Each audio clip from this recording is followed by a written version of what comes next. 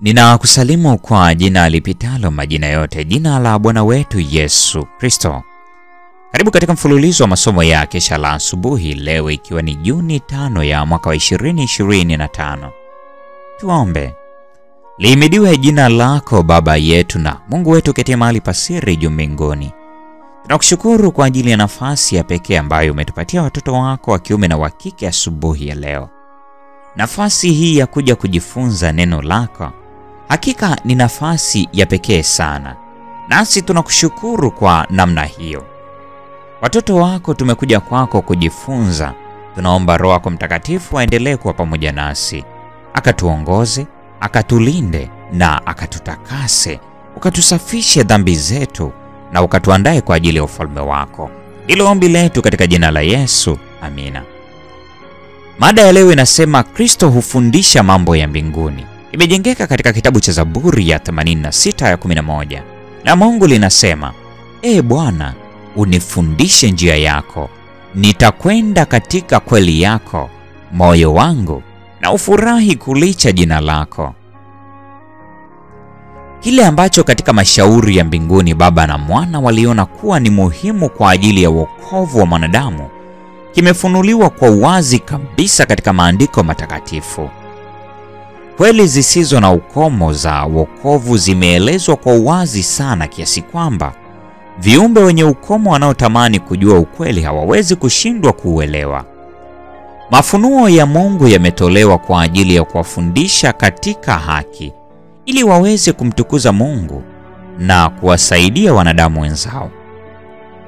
Kweli hizi zinapatikana katika neno la Mungu lililo kiwango ambacho kwacho tunatofautisha kati ya wema na ubaya.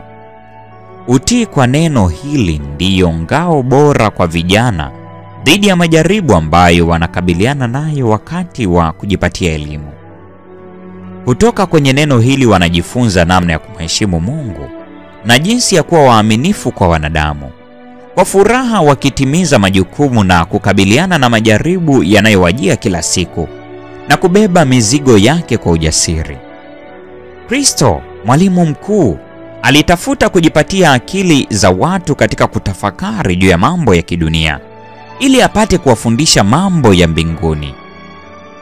Kama walimu wa zama zake wangekuwa tayari kufundishwa naye, kama wangeungana naye katika kupanda mbegu za kweli ulimwenguni, ulimwengu ungekuwa tofauti sana na ulivyo sasa. Laiti waandishi na Mafarisayo wangeunganisha nguvu zao pamoja na Mwokozi, maarifa ya kumjua Kristo yangerudisha sura ya maadili ya Mungu katika nafsi zao. Lakini viongozi wa Israeli waligeuka kutoka kwenye chemchemi ya elimu ya kweli. Walisoma maandiko ili tu kudumisha mapokeo yao na kulazimisha maadhimisho yao yaliyotengenezwa na wanadamu. Kwa tafsiri zao wenyewe waliyafanya kuwa mawazo dhahiri ambayo Mungu hakuyatoa kamwe. Uundaji wao wa siri ulikifanya kuwa kisicho dhahiri kile Mungu alichokiweka wazi. Walibishana juu ya neno na kwa hila wakaukataa ukweli muhimu mno.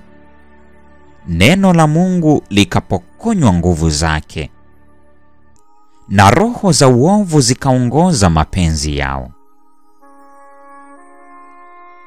Maneno ya Yesu hayana chochote ambacho si cha lazima.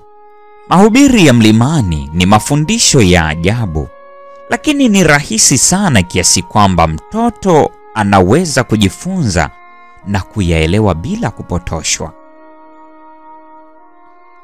Mlima wa baraka ni alama ya kilele cha kiroho ambayo juu yake Kristo aliwahi kusimama. Kila neno alilolisema lilitoka kwa Mungu na aliongea kwa mamlaka ya mbinguni. Maneno hayo niliyowaambia ni roho, tena ni uzima. Yohana Mtakatifu sura ya 6:63. Mafundisho yake yamejaa ukweli unaoadilisha, unaookoa, ambao matamanio ya juu zaidi ya wanadamu na uchunguzi wa kina haviwezi kulinganishwa nao. Alikuwa akiuelewa uharibifu mkuu mkubwa uliokuwa tishio kwa jamii ya wanadamu, na alikuja ili aziokoe roho kwa haki yake mwenyewe, akiuletea ulimwengu dhamana dhahiri ya matumaini na faraja kamilifu. Counsels to Parents, Teachers and Students, ukurasa wa 438 na 439. Kumbuka, hii ni mada ya tarehe 5 Juni mwaka 2025 inayosema Kristo hufundisha mambo ya mbinguni. Mungu atubariki sote na uwe na wakati mwema.